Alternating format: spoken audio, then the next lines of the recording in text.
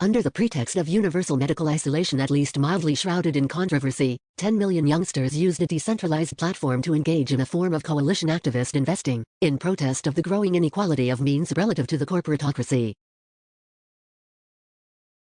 Then one of those youngsters explained that the next viable target for this coalition activist investing could be the over-leveraged physical supply of a commodity relative to its synthetic equivalents by a factor of 200 to 1. Like the group's previous coalition investments, this one was also undervalued due to a market power concentration of pessimistic speculators. However, in this case it was because those pessimistic speculators were also the creators of the worthless instrument of exchange of the entire world, and this commodity was not only historically the most stable and predictable instrument of exchange with intrinsic value, which those speculators had worked so hard to convince everyone was somehow many times less valuable than their worthless imitation, but because this commodity was growing in yearly industrial demand and destruction as well.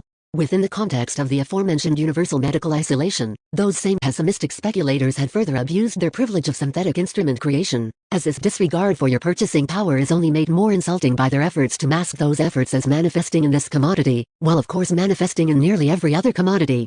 The speculators' manipulation was contingent upon maintaining the illusion that this commodity's supply was abundant, when in reality, this coalition of youngsters was only weeks away from depleting the speculators, as admitted by the speculators themselves.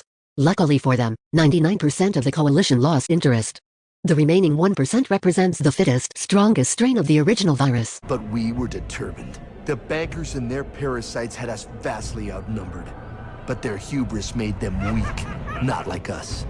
And even though the speculator's lobbyist has done backflips to convince the public of the commodity's abundance and worthlessness, he's also conceded the controversial thesis put forth 85 seconds ago. If you diversify the denominator, so you're owning some of your wealth in gold and silver, you're protecting yourself from deterioration of whatever your domestic currency is. They're great as hedges against catastrophic inflation. Oh, it's probably nothing, but the guy who made $1 billion betting against the housing bubble is betting millions on just this.